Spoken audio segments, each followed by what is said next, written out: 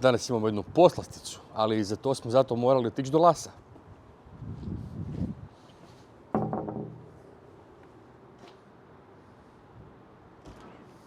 Ima koga, dobar dan? Ba di si? Bokšić. Pa nemate ništa. A znam, malo sam zaronio. Šta to lijepo nosiš? A buš vidio, čuda. Ajde da vidim. Ajde.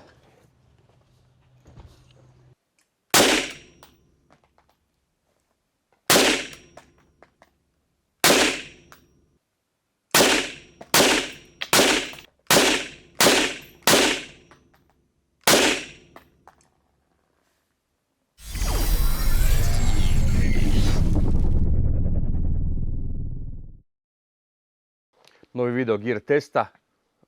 Evo, dugo iščekivani video za nas osobno, a vjerojatno i za vas koji nas gledate. S nama je danas pripadnik OSRH, u daljnjem tekstu samo pripadnik. I on će nam pomoći recenzirati, malo predstaviti, probati civilnu verziju VHS-a. Vidjet ćemo koje su razlike, vidjet ćemo što mladi gospodin misli o tome svemu, koja su njegova iskustva i kako bi najbolje zapravo napravio tu neku distinkciju između civilne i vojne. Mladi gospodin, recite nam evo ukratko samo, sad ćemo za početak. Vi ste kvalificiran, koristite ovu platformu više manje redovito? Tako je, da koristimo platformu više manje i jedinicu i evo dvojku isto za njih. Pa već 4 godine sigurno i možda 5. Znači dovoljno ste metaka ispucali da bi mogli nešto konkretnije reći o ovoj pušci. Naravno, da. Ok, da samo ga please provjeri. Naravno, provjerit ćemo. Kaći ćemo, repetirat ćemo. Ima jedan mali zatek tu koji omogućava vraćanje. Prazno. Molim te provjeri. Prazno. Otpuštamo tu iza. Pucamo. To je to. Hvala lijepo. Izvoli. Stavit ćemo, poboltit ćemo kutijicu našu. Evo pred nama je VHS civilna verzija u kalibru 0.223 Remington. Razlika u kalibru? Nema je? Nema je, da. Vizualno nema, ali ima zapravo razliku u kalibru. Razlike su u tome što ova sama puška generalno nije napravljena da podnosi takav pritisak kao vojna. Jer P56 je sam po sebi čvršći kartridž i može raditi i radi veći pritisak, što može dovesti do raspadanja u biti cijevi i određenih dijelova u civilnoj verziji. Tako da nije pametno koristiti, jel? Da, u civilnu verziju. Razlike dalje koje si primijetio na prvu, evo slobodne uzmi. Na prvu ono što vidim recimo odmah su sajtovi, jel? Znači, kako se ono uopće diže tu pres? Ok, malo drugčiji sistem. Znači drugčiji se diže... Tako je, da. Tu imamo baš pres sistem, tam dosta se flipamo, samo uzemo. Aha. Ono što vidim odmah je razlika u tome. Sajtovi su potpuno drugčiji. Tamo je kao na MP5 sajtu. Znači imamo one rotirajući. Recimo jedinica imala sličan sajt i što je bilo dosta loše kada pada kiška. Ne vidimo uopće šta ciljamo jer je voda tu i onda moramo puhati, čistiti jak je baš naljev kiše. Ne znam kako ćeš pucati, evo iskreno ne znam kako ćeš. Ostalo za početak odmah kad ju primim. Dosta mi je duga recimo, civilna verzija. Vojnu verziju mogu staviti normalno da mi stane ruka, ovdje ne mogu. To je jedna razlika. Kočnica vidim isto stavljena, jel? I dalje, nezgodno kočnica. Previsoko je gore. Previsoko je za palac. Tako je, da, jednostavno je previsoko i ne funkcionira. Ja još imam male ruke i to stvara veliki problem. Evo, ne znam kak je tebi. Možeš slobodno. Kak tebi legne, jel ti ok? Za palac, jel? Znači palac doslovce zapinje na kosti. To je, znači, ali da, razumijem boljku. Da. Naviku bi se vjerovatno, ali u startu svakodnevno da bi moglo biti naporno i nakon nekog vremena malo problematično. Je, slažem se. Kundak je naravno polovičan, gore imamo koliko, 3-4 nivoa za promijeniti. Ovo se vidim isti railguard se na isti način skida, isto imamo opciju, jel? Lijevo, desna varijanta. Znači ambidextrous za ljudi. Ambidextrous, koliko vidim i ovdje imamo u civilnoj verziji varijantu da zaključamo i da ostane u poziciji cijelo vrijeme.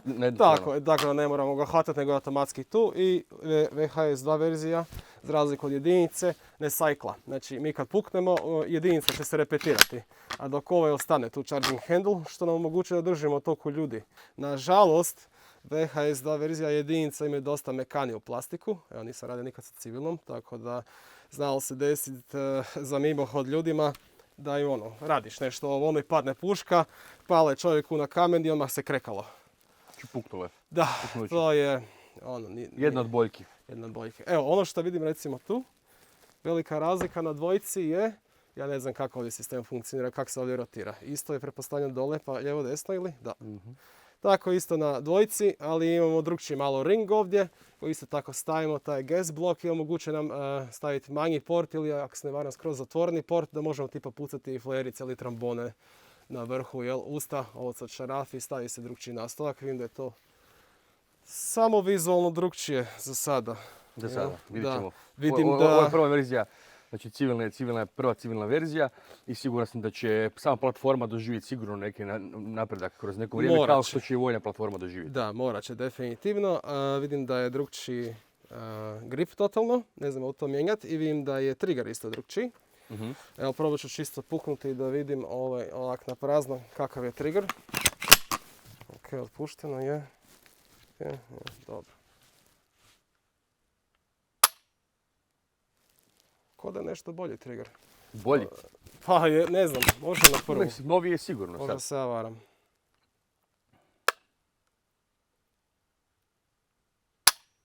Da, ima jedan dio onak ko prazan hod i onda tek ga primi i pukne. Ali nekako mi ljepše legne, iskreno, ova civilna verzija nego vojna. Evo, sad prvi dojam, jel? Odlično, bravo. Za prvi dojam ćemo vidjeti. Bitno je napomenuti da mladi gospodin prvi put drži u rukama znači, civilnu verziju i to je namjerno smo tako napravili, tako da stvarno može vidjeti, aha, ovo je stvarno drugačije. Znači nismo mu ništa govorili, ovo je stvarno njegov prvi kontakt sa ovim oružjem. Znači tvoj prvi dojam je zapravo da je puška ergonomski i funkcionalno vrlo slična vojnoj. Šta se tiče iskustava na terenu, dosta mi je zapinjala po opremi. Jel kad imaš hrpu stvari na sebi, ruksak, radio, megove, drugu opremu, nož, nije uopće bitno, sling. I kad sam ga bacao iza, ili po meni konstantno, kad sam ga vraćao mi je zapinjao negdje. Što možemo vidjeti po ovim tu za sling stavljeno, što ja iskreno mislim da nije pametno, nego si čovjek treba staviti kak njemu paše, a ne da ti meni staviš tu, pa kao imaš gotovu soluciju. To mi se recimo ne sviđa kod nje. I jednostavno previše izbočina ima. On izgleda ovak svemirski cool, ne kao wow. Ali generalno je, kaj si ti rekao, jako šteka. Za odjeću i opremu i to mi se ne sviđa, to je nešto što će morati napraviti. Da. Naravno, to pričamo za vojsku. Za civili, hvala Bogu, neće biti potrebe da previše mijenjaju koncept, jer civili, nadajmo se da neće trebati ovu pušku na previše opreme po sebi. Čuli ste dojmove, čuli ste iskustva iz prve ruke. Ono što nas čeka sada je naprosto otići i pucati malo iz nje da vidimo mi iz prve ruke.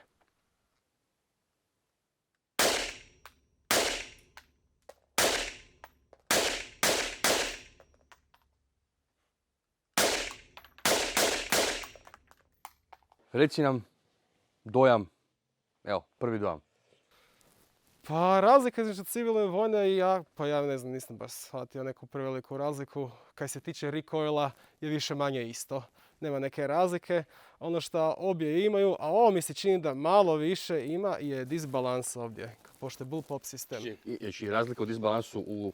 Ovo je čak malo mi se čini da ima veći disbalans, da nije dobro balansirano tu iza. Šta se dešava? Ja kada stanem u stavlju, kada želim doći tu, ovo mi je tako čudno. Ima nekakav sway mehanički da ja ne mogu si onda fino... Evo kaj se dešava, jel? Kužiš, krivo mi sjedne. To je problem kod ove puške. Jer disbalans je tu iza previše, očito prevelika kilaža je tu iza.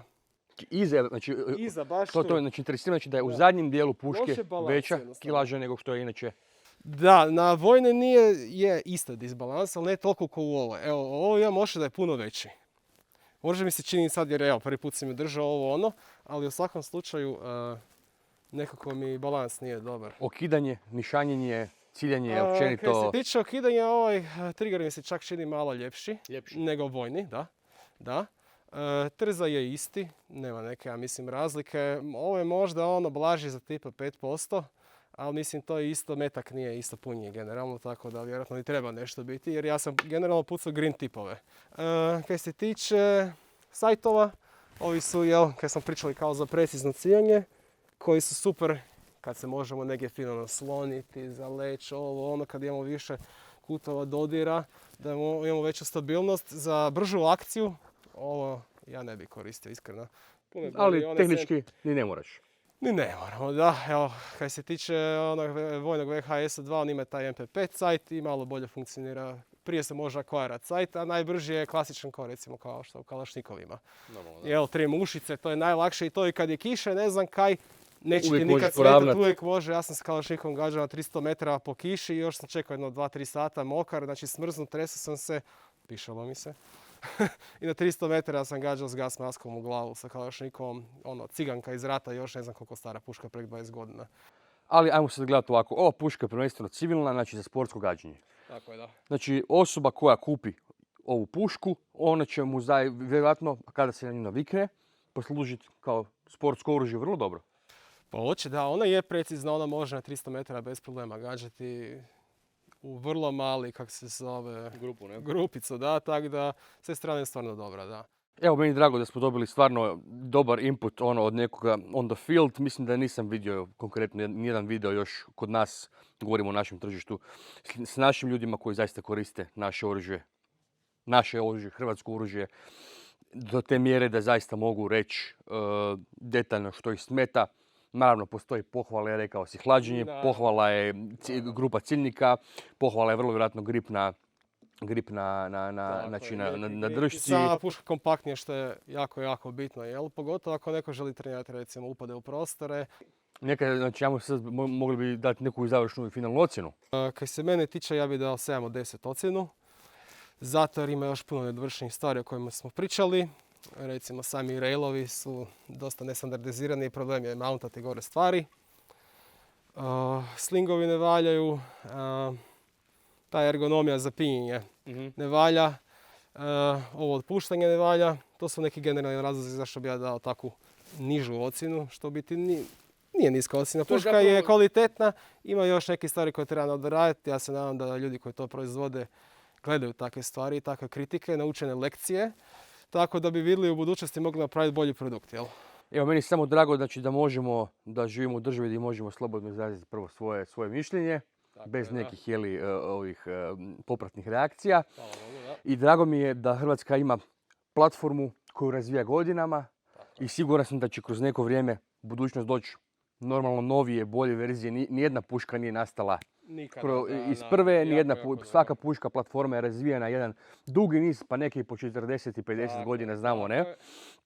Tako da ova puška po meni je zaista na odličnom putu da postane jedan standard, jedan klasik, uz neke minimalne promjene, nadogradnje i neka unapređenja sustava, ali generalno gledano, ja bih se složio s tvojom ocjenom 7 od 10, ja bih čak išao možda na 8 od 10, ali opet ja sam civil, ja malo drugačije gledam samu platformu nego ti.